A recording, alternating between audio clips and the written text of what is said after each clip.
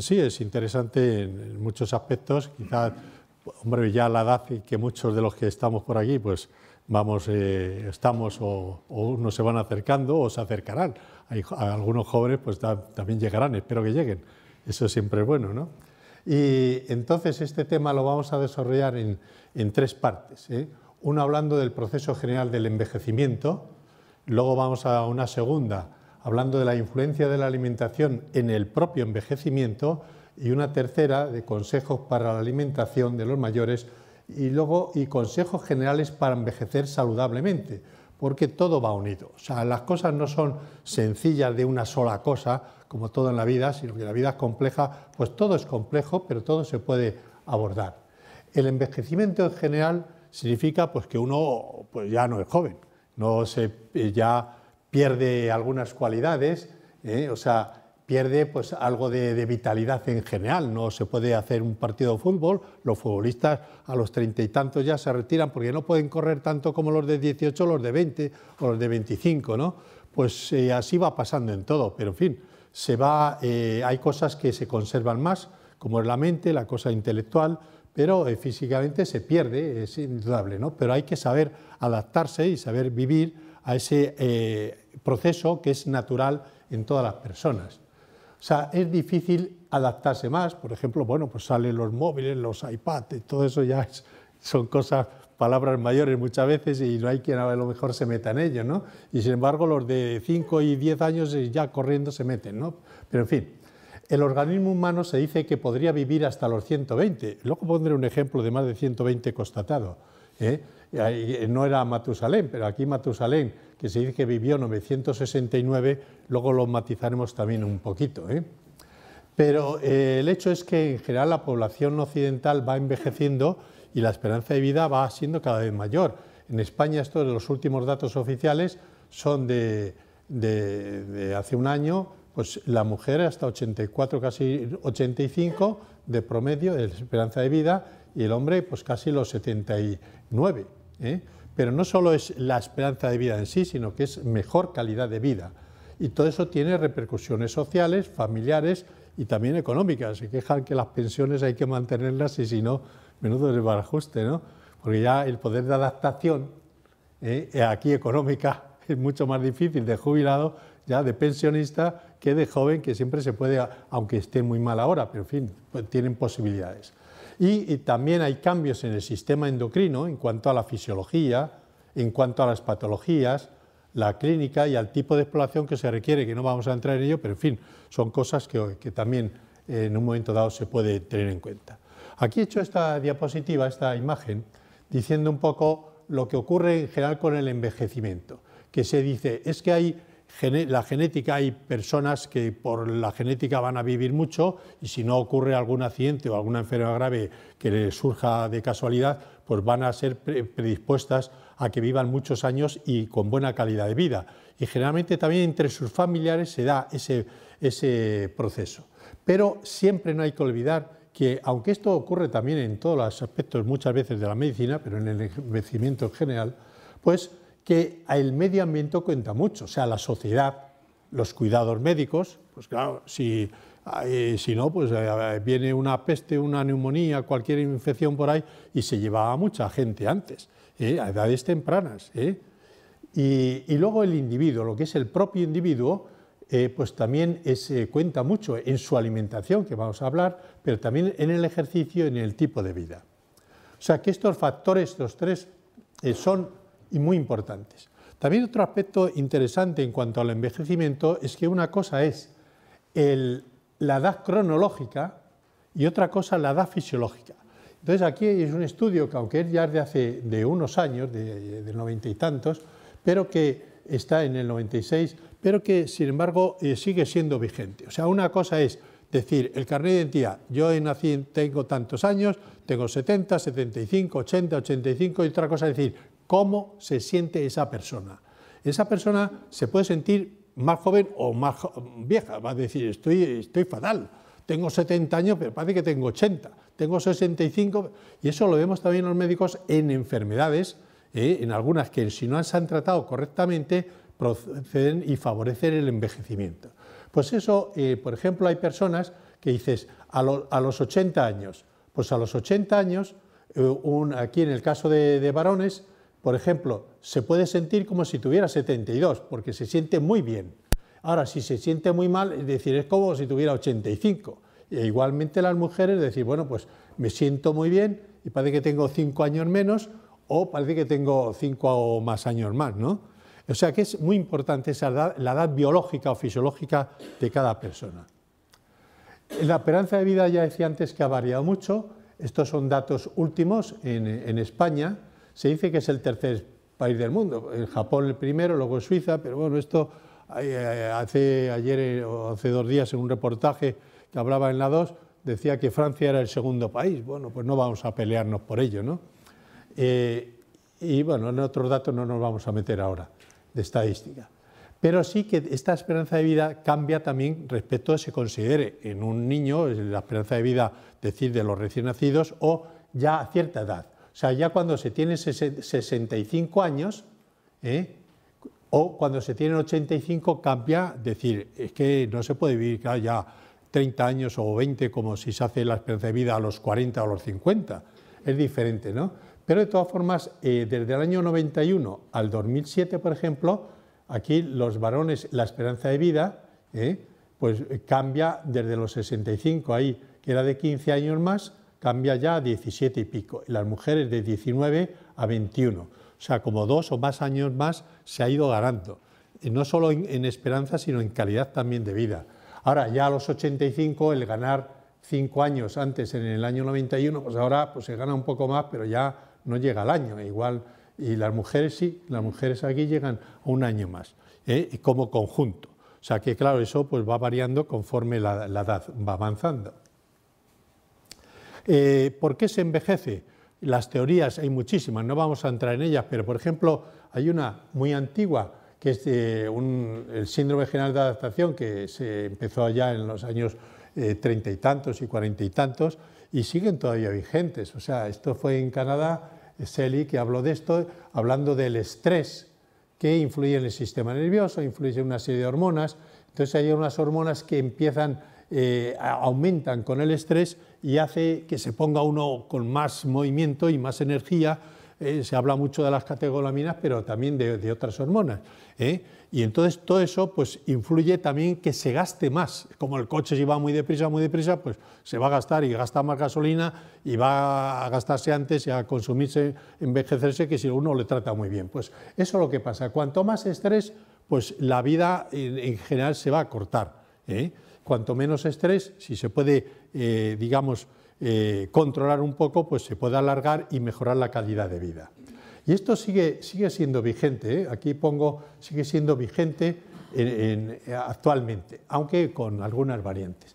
Y hoy día pues se habla más del estrés, pero que a través de los radicales libres y el envejecimiento, y en fin, estos radicales libres que son componentes que van apareciendo en la vida celular y con el estrés aumentan, pues hacen que las células del organismo envejezcan antes y se produce una apoptosis o muerte celular cuanto más estrés exista en relación con estos mecanismos celulares del estrés de los radicales libres. Pero lo que sí hay que saber es que hay antioxidantes naturales que conviene tener en cuenta y que conviene consumir en la alimentación, fundamentalmente las vitaminas C y E, los carotenos, provitamina A, oligoelementos, cobre, zinc, manganeso, hierro, selenio y hierro, polifenoles, flavonoides, licopenos, del tomate, por ejemplo, el resveratrol, que en las uvas, en el vino, pues están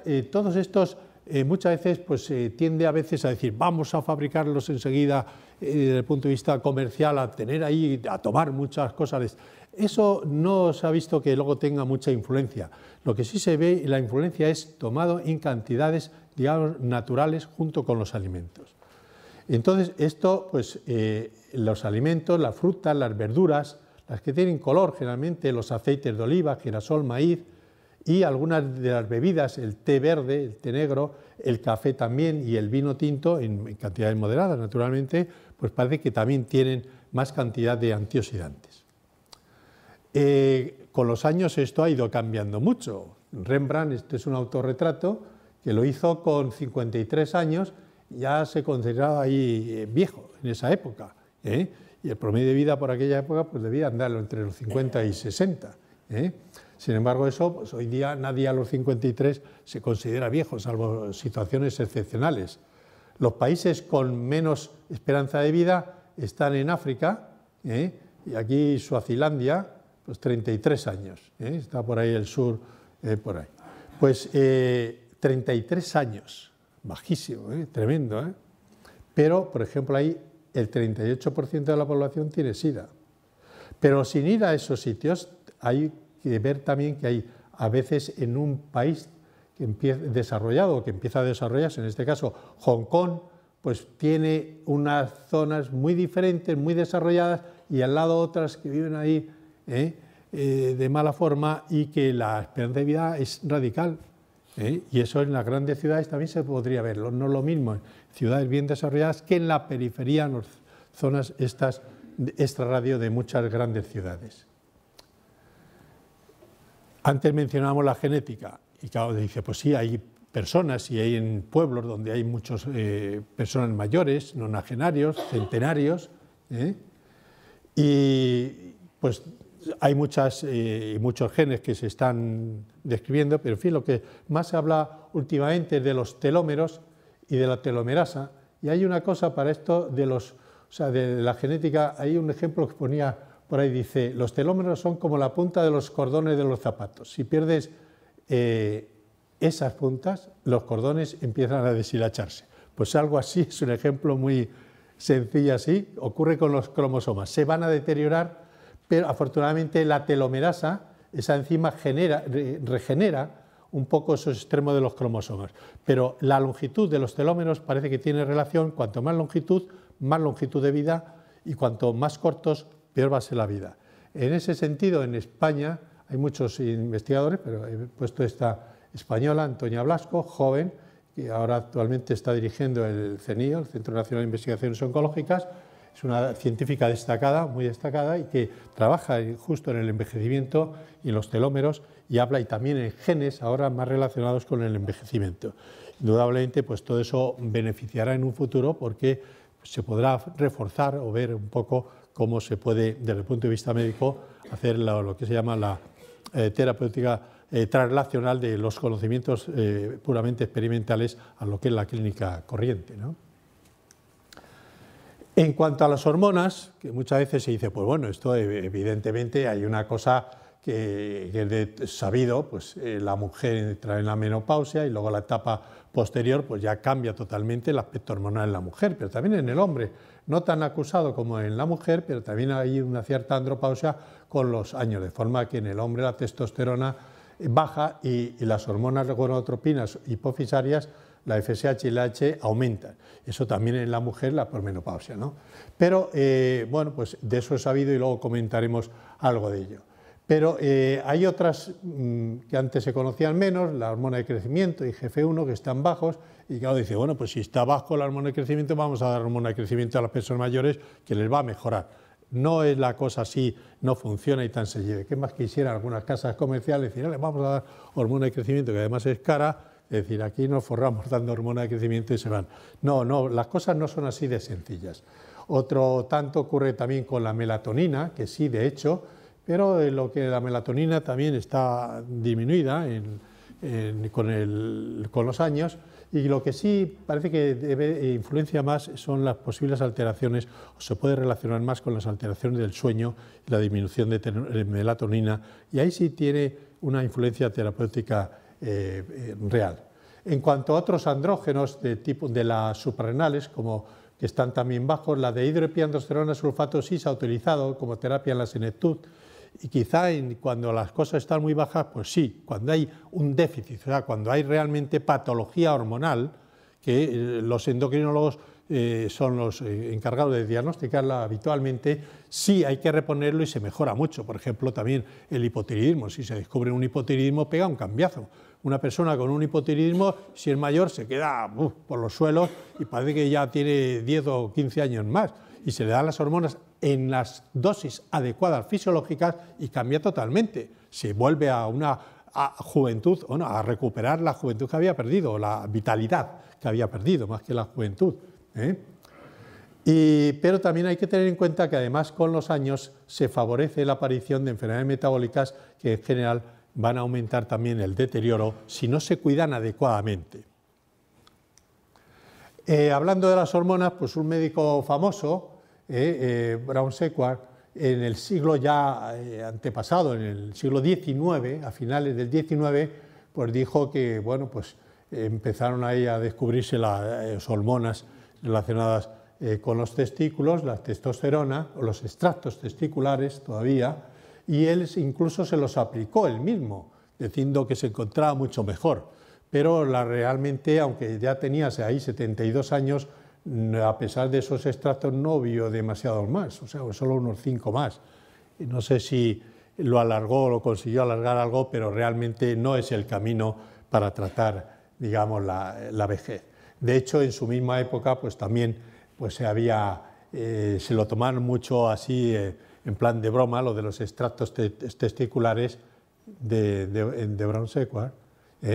Y este es un libro que está editado recientemente por Aminov y que pone, y que ahí pues pone un poco la imagen esa de decir inyectándose a una persona tan mayor, pero que otros pues lo toman a juerga y en fin, realmente no se produce una mejoría notable si no se necesita. Lo que sí es real es que hay cambios hormonales y cambios en la composición corporal. O sea, por ejemplo, aquí está reflejado los 25 años y los 75, y como, por ejemplo, el agua extracelular prácticamente no cambia, pero sí el agua intracelular, de ahí, pues, hombre, ya también la tendencia a la piel más seca, todo un poquito, y las arrugas, etcétera, etcétera.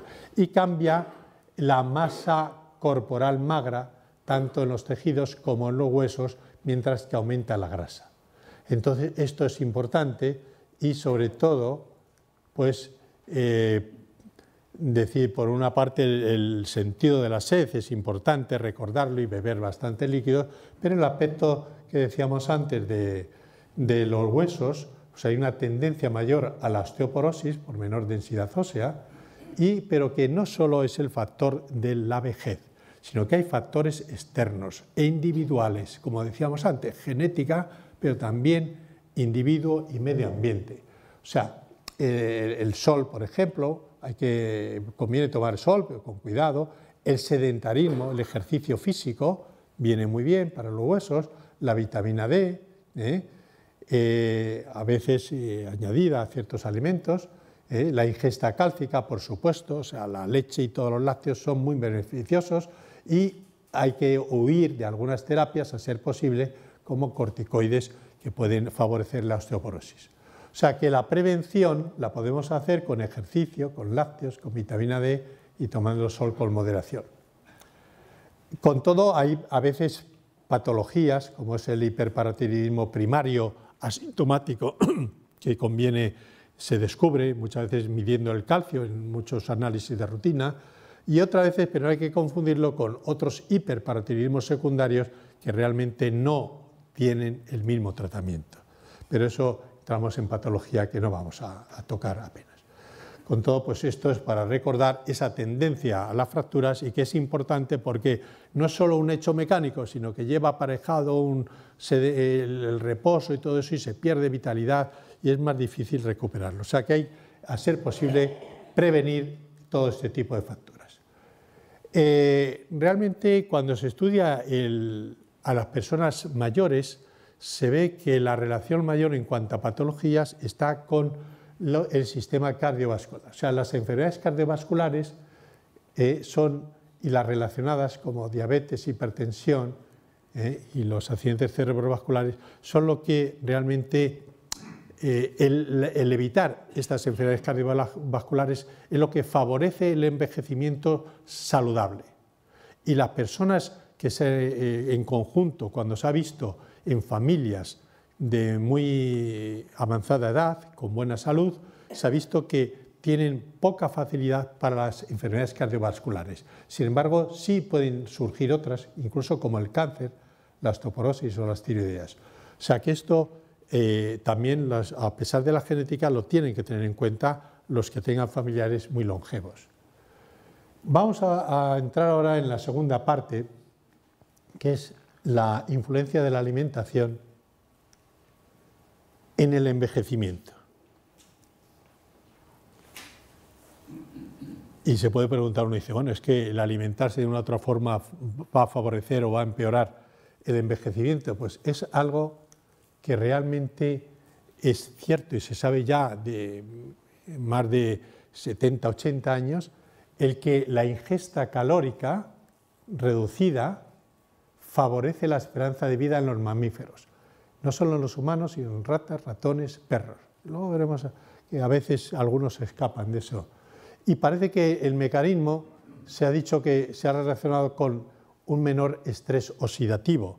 Al necesitar, el metabolismo se lentece con los años y si se come menos, pues también se exagera menos esas necesidades y baja el estrés oxidativo, pero eso quizás sea uno de los factores, pero no el único.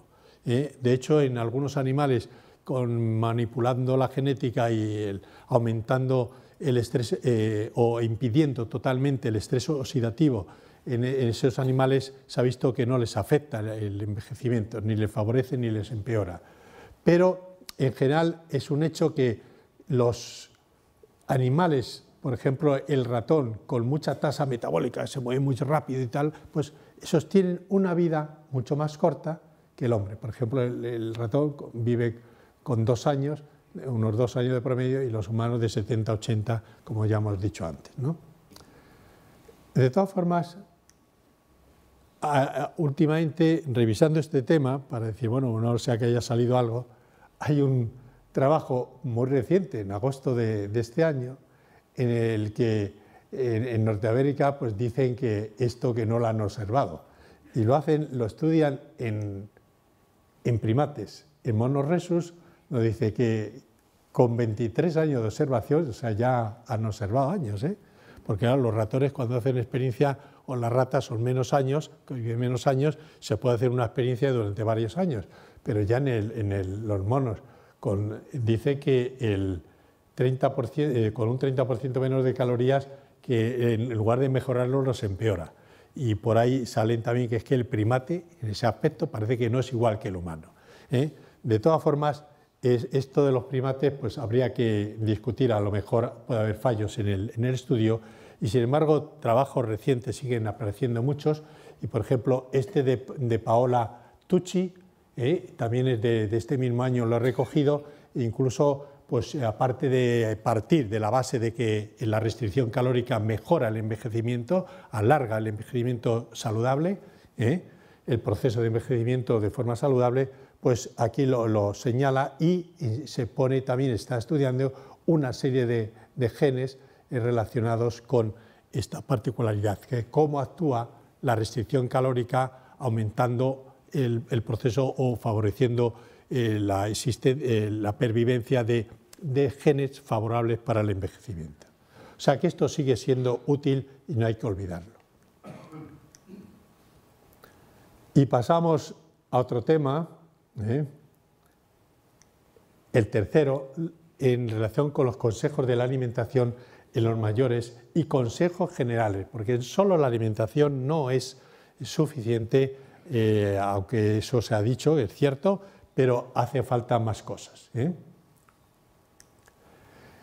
Bueno, aquí tenemos dentro de lo que decíamos antes, que el metabolismo en el envejecimiento pues baja la actividad enzimática y metabólica en general y aumenta la tendencia a la hipertensión, a las alteraciones de los lípidos, a la diabetes, el úrico aumenta y la tendencia a la aterosclerosis, y todo ello pues favorece las enfermedades cardiovasculares, que son las más peligrosas en cuanto a una mala salud en el proceso de envejecer. Ya hemos hablado de que cambia la composición corporal y diremos que también muchas veces este metabolismo más bajo, si se baja el gasto calórico y si no se hace ejercicio, se favorece también la obesidad y es más difícil adelgazar cuanto más años se tienen. Hay muchos factores también, familiares, sociales y económicos que hay que tener en cuenta. Y una cosa también interesante en cuanto a la alimentación es que pequeñas deficiencias de oligoelementos pueden influir en manifestaciones de tipo mental y neuropsíquica. O sea, siempre que haya algo notable, se debe de acudir al médico para estudiar a ver si hay algo que podamos actuar sobre ello, bien sea hormonal, bien sea de tipo alimentario, o sea, otras patologías, ¿no? Y de ahí que muchas veces se aconseje el alimento, vamos, siempre, de vegetales y frutas, que aparte de favorecer un envejecimiento saludable, por lo que decíamos antes como antioxidantes, también parece que incluso impiden la aparición de algunos cánceres. Pero siempre recordando como norma en general que la ingesta calórica baja es un factor de longevidad. En algunos casos ha habido algún estudio en el que dice que las personas algo obesas que tienen mejor pronóstico de vida que las muy delgadas. Pero eso seguramente siempre será un poco lo que se dice en general en la vida, el término medio, de decir, bueno, no el proceso de ingesta calórica baja no significa que uno tenga deficiencias alimentarias ni que quede extremadamente delgado. Entonces también sería eso patológico. En resumen, queremos decir que la alimentación en la vejez no excluye, o sea, no cambia de lo que se dice en los niños y en los adultos, que debe ser una alimentación equilibrada, o sea, con unas calorías totales tirando a bajas en el caso del envejecer, no pasarse, pero que cambia con arreglo pues, al sexo, al tipo de trabajo, al clima, una proporción de hidrato de carbono un 50-60%, proteínas 15-20%, grasas 20-30%, preferiblemente los ácidos grasos poliinsaturados y monosaturados, como es el caso de los aceites saludables, aceite de oliva fundamentalmente, pero también de girasol, de maíz, pero no otros que ponen vegetales. Eso yo no sé cómo todavía el Ministerio de Sanidad no quita o no impide que pongan aceites vegetales en las conservas y cosas, y que pongan qué tipo de aceite es. Aceite vegetal es el de oliva, y que no engañen poniendo aceite de oliva y luego sea el aceite de oliva un 10% y los restos de otros aceites por ahí. Eso es importante, hay que fijarse en ello en cuanto a la alimentación. Vitaminas, si se toma frutas y verduras, una alimentación saludable, no son necesarios, pero a veces, dependiendo, sí puede ser aconsejable un polivitamínico en algunos momentos, minerales y oligoelementos. Y la sal con discreción, porque si no se favorece la hipertensión y más bien los alimentos tirando a sosos serán más sanos. La pirámide de la alimentación que se aconseja, es decir, cosas que hay que tomar todos los días, frutas y verduras, aquí pongo en verde, cereales, pastas, tubérculos, los lácteos también, como el consumo diario también, pero más carnes y pescados, pero favoreciendo más pescados y 2 o 3 días carnes a la semana, y grasas y embutidos y dulces y bollería de forma más esporádica. Los frutos secos es un buen alimento, pero lleva bastantes calorías, pero tomados, y los que son vegetarianos pues tienen que tomar más frutos secos para que aporten calorías también, y proteínas adecuadas, y también son ricos en antioxidantes. O sea, por ejemplo, las nueces, dice un puñadito de nueces al día, pues es una cosa muy saludable, pero nueces o también otros de estos frutos secos, pero de las nueces parece que se ha hablado más y se ha favorecido. De las carnes, huir de las carnes con mucha grasa, sobre todo carnes rojas, se recomienda los 2 o 3 raciones semanales y que sea moderada, pero conviene tomarlas, salvo los que le tengan manía a la carne, vamos, o por su condición de vegetarianos, porque también son ricos en otros oligoelementos y vitaminas, y es importante, ¿no? De los pescados, todos son buenos. El azul lleva más calorías, pero también es bueno, pero lleva más calorías, pero en fin, si en cantidad adecuada. Y últimamente, pues, lo que se dice es que algunos peces espada, tiburón, que recogen, porque viven más años, recogen más mercurio y cadmio, elementos desfavorables para la salud y que hoy día ya parece que no está libre en ningún océano. Por todos los sitios hay posibilidad de esto, pero en fin, habrá que tratar de cuidar más el medio ambiente, que es lo que muchos preconizan y todos debemos de apoyar. Bueno, los mariscos son buenos en general, con moderación, llevan pocas calorías, las grasas que llevan en general son saludables, generalmente los de cola hay que tener un poco más cuidado, que llevan más colesterol, pero generalmente son buenos por proteínas y por minerales, y no llevan muchas calorías, o sea que eso es bueno también. Bueno, aquí ponía otro también de los mariscos, pero haciendo esta salvedad en cuanto al colesterol, en los casos de los que llevan cola, que llevan más colesterol, y hombre, hay que comerlos con más moderación. La dieta mediterránea, que se habla mucho de ella, pues es una dieta muy saludable, en general, con frutas, verduras, cereales, legumbres, aceite de oliva, pescados más que carnes, lácteos, vino con moderación, ejercicio físico, que eso se olvida uno en la dieta, no dice el ejercicio no se come, pero se hace y es bueno realizarlo. Y lo que pasa es que ya con tantas comidas rápidas, pues parece que las estadísticas dicen que solo menos de la mitad de los adultos y menos aún en niños y jóvenes lo practican, o sea, lo realizan por cuestiones de trabajo, de sociedad, en fin, de todo eso de las comidas rápidas, ¿no? Hay que tener en cuenta que también los mayores pues, tienen una serie de factores, digamos, que les desfavorecen o pueden desfavorecerles. Ahí poníamos las sociedades, el Hong Kong central y la periferia, pero en muchas ciudades y en muchos sitios.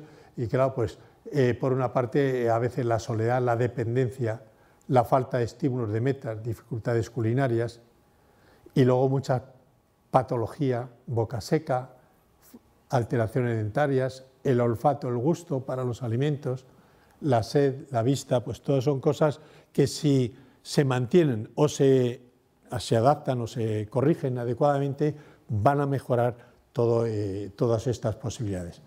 La masa magra, hay que tener en cuenta que un reposo de unos días, de unas semanas, va a favorecer la pérdida de masa magra muscular y luego la debilidad es mayor y cuesta más reponerse. Es muy importante, por tanto, el ejercicio, incluso estando quieto en las camas. El deterioro mental en algunos casos, las alteraciones digestivas, que fisiológicamente hay algunas, pero tolerables, y luego la tendencia a la poliartrosis y las enfermedades generales y metabólicas. Y luego en los aspectos económicos.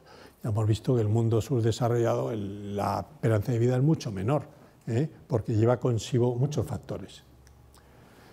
La obesidad en la vejez va a favorecer el envejecimiento, aumenta la mortalidad, o sea, tiene una serie de aspectos desfavorables, la artrosis, la hipertensión, e incluso pues, puede dificultar la ayuda de los cuidadores, por lo cual pues, no es aconsejable y sería muy aconsejable decir comidas moderadas, ejercicio, pesarse cada semana. Y el pesarse cada semana, si se pierde algo de kilos, unos kilos perderlos prontos y tratar de no añadir más kilos, sino perderlos siguientes. O sea que algunos consejos en ese sentido sería procurar normalizar el peso antes de llegar a los 65, si puede ser antes de los 60, y luego mantenerlo con la alimentación, con el ejercicio y con el estilo de vida. El año pasado, Día Nacional de la Nutrición, en lugar de hablar de nutrición pura, se habló de los beneficios de la actividad física. El año pasado, recientemente. Pon ejercicio en tu plato. Como decía Marañón, menos plato y más zapato. Lo debió decir por aquí en estas mismas aulas, este es el aula Marañón, ¿no? Pues haciendo honor a lo que él decía. El ejercicio mejora muchos aspectos metabólicos, de forma que a veces el tomar pastillas se puede sustituir con ejercicio que evita y que mejora o va a favorecer una menor dosis del medicamento. Mejora la capacidad respiratoria, los riesgos disminuyen de enfermedades cardiovasculares, reduce la obesidad y la tendencia a la obesidad y otras enfermedades metabólicas, y aumenta la autoestima y sensación de bienestar. El ejercicio mejora esa sensación de bienestar, incluso hay estudios que rebaja el estrés y la ansiedad y la tendencia a la depresión. O sea que el ejercicio, dentro de lo que uno se trata de correr como un poseso por ahí, correr y hacer un footing por ahí que se ve que van con la lengua afuera, sino hacer un ejercicio que a uno le agrade, algo de ejercicio, el caminar o algo que a uno le guste, el golf, lo que quiera, pero algo, algún tipo de ejercicio. Entonces, reducir el sedentarismo es muy importante. La vida saludable en la edad, según se va avanzando, consiste fundamentalmente en la alimentación, que hemos hablado de aspectos de ello, el ejercicio y un conjunto de estilo de vida, porque si no, el estilo de vida tiene que compaginar un poco todo, porque si no, ni una cosa ni la otra. O sea, al ver demasiado la televisión, hay estudios recientes en los que eso dicen que es desfavorable. El sedentarismo es desfavorable, eso se ha sabido de siempre. En los pueblos centenarios, donde había muchos centenarios o nonagenarios con buena salud, era gente que había trabajado muchas veces en el campo y que seguía incluso trabajando en sus huertos o sus cosas a otro ritmo, no como a los 20 o a los 30 años, pero sí. No pretendemos llegar a milenarios, como los dragos, pero, en fin, se puede llegar a edades avanzadas. Antes decía lo de Matusalén, los 969 años, y dice que tuvo a un hijo a los 187, este hijo vivió luego 700 y pico, tuvo a Noé a los 182, y Noé dice que tenía 600 años cuando el diluvio universal. Ahora, los investigadores dicen que eso es un error bíblico, porque contaban los ciclos lunares como años, en lugar de los años. Entonces, de los solares, ¿no? Entonces había que corregirlo eso, con lo cual Matusalén dice que sería unos 72 años. Que eso sea cierto o no, pues bueno, eso ya es otra cosa, ¿no? De todas formas, aquí tenemos que en España se dice que hay 8.900 personas que han cumplido los 100 años y que un tercio llegan en buen estado de salud. En otros registros dice que hay 10.000, bueno, 8.900, casi 9.000 o 10.000, lo mismo da. También se dice que, por ejemplo, en Francia hay otro estudio que hay ahora también, no sé cuánto, más de 15.000, y que para el 2050 puede haber 200.000 centenarios, que vamos camino de los centenarios, y en algún sitio dice, de no saber qué hacer con los muy mayores, hay que pensar a ver cómo los tratamos o qué hacemos con ellos, ¿no? Bueno, pues estos son estudios que se están llevando a cabo, que va influyendo en la sociedad, en la economía de la sociedad, y aquí tengo una estadística en la que pone ahí personas con una edad avanzada verificada, que son en los últimos 2 siglos o 2 siglos y pico, y por ejemplo la más mayor, esta Jeanne Calment, es francesa, vivió 122 años, algo más.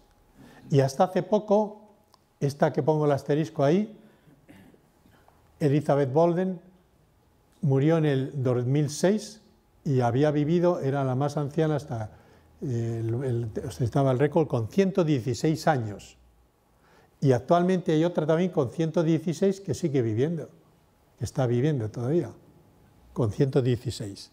Y son gente, aquí esta del asterisco la vamos a ver aquí, en el año 2005, ahí está haciendo algo ahí, una labor artesanal, con un hijo suyo al lado, un nieto. Esta es otra con 115, que ya falleció en el 2007, vemos ahí, tiene un aspecto todavía activo de mujer. Y bueno, este Oscar Niemeyer, que me lo recordó alguien que está aquí presente, y vemos aquí, es un famoso arquitecto brasileño, con 104 años, y este, por ejemplo, es un director de cine, Pinto de Oliveira, que en el 2008 consiguió la Palma de Oro.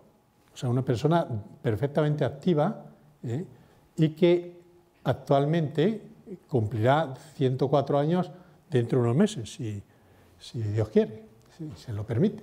Y quizá, aquí te lo pongo, una de las películas que ha dirigido, ese nombre de inquietud es un aspecto importante en digamos, las personas mayores, tener inquietud por muchas cosas. Eso es importante, parece que lo está señalando él, aquí. Y un español, Ayala, que era académico y que hace 3 años se le hizo un homenaje a los 103, poco antes falleció en el 2009. Y un premio Nobel, por ejemplo, Rita Levi, Montalcini, que se le dio el premio Nobel por el factor neural de crecimiento, y que pues, ha cumplido 103 años en esta fecha, y parece que sigue ahí en buen estado de salud. Aquí este es un hombre que no le había oído nunca, pero que salió en los periódicos porque a sus 101 años vino aquí a Madrid este año, y es un presidente de la Asociación Veterana de la Resistencia Judía en Francia, y de ahí intervino en salvar a muchos judíos, a niños, que los evacuó, un procedimiento, y que con sus 101 años estuvo aquí en Madrid dando una conferencia en la residencia de estudiantes y hablando con los periodistas, o sea, este año mismo, 101 años. Y bueno, la sociedad, para terminar, en estos días, hombre, acaba de sacar la Sociedad Española de Geriatría y Gericultura un libro, La experiencia de envejecer. Entonces, ahora, el 1 de octubre hizo aquí un acto en Madrid para presentarlo, y entonces recoge el testimonio de 44 personas relevantes en el campo diversos de la vida social, etcétera, o científica, literaria, etcétera. Por ejemplo, aquí tenemos tenemos, antes de ello, pone también unos consejos, que dice un decálogo, es decir, participar activamente en todos los aspectos de la sociedad, mantener activa la mente, entrenar la memoria, leer y estar al día, evitar la soledad, vida social activa, actividad física constante, la dieta, rica en fibra, vegetales, frutas, baja en grasa, correcta aportación de calcio y una hidratación adecuada. O sea, una serie de consejos que da. Y aquí algunos de los personajes, por ejemplo, Santiago Grisolía, que es un bioquímico, un científico famoso, destacado internacionalmente, muy conocido, príncipe de Asturias en el año 90, que sigue muy activo, que tiene 90 años, va a cumplir el año que viene, tiene 89 ahora, sigue perfectamente activo. Ana María Matute, también con sus 87 años, no han puesto ningún centenario ahí, no sé, no los... y bueno, estos consejos que había puesto yo pues son más o menos un poco lo que ya hemos repetido, que no hay un remedio único y sencillo, que hay que procurar llevar una vida sana, con una actividad social, física, mental, tener buen ánimo, alimentación equilibrada, variada y agradable, los guisos, ahí las cocineras y los cocineros apuntan una parte del éxito, los alimentos preferibles, ya hemos comentado, de la dieta mediterránea, menos consumo de grasas saturadas que favorecen la aterosclerosis, las carnes rojas, los azúcares, los alimentos muy dulces, que sean esporádicos, vino y alguna otra bebida alcohólica con moderación son saludables, y algunas veces puede ser conveniente añadir algún suplemento vitamínico mineral, y no tóxicos como el tabaco, no el alcohol en exceso ni otros tóxicos, y por supuesto corregir las patologías médicas que pueda, lo mejor que se pueda, aceptar las limitaciones, saber llevarse, aunque no sean como los paralímpicos estos, pero en fin, saber vivir aceptablemente y procurar también que el entorno les sea agradable. No buscar quimeras, lo de la fuente de la juventud, ya sea en Florida o en otros sitios, o en el Caribe, y decir, el reto no consiste en que no se envejezca, hacer un trato con el diablo, como os decía antes, ¿no? sino en hacerlo de forma saludable. Y esto lo ha dicho, lo recojo, que ha sido David Sinclair, relativamente el que ha trabajado más con el resveratrol, y que muchos laboratorios dicen, vamos a hacer resveratrol en píldoras, y el resveratrol, pues comiendo pasas, pues se toman bastante resveratrol, por ejemplo, ¿no? O vino, o algo de vino, claro, otros alimentos también. Y por último, pues decir que... Muchas gracias.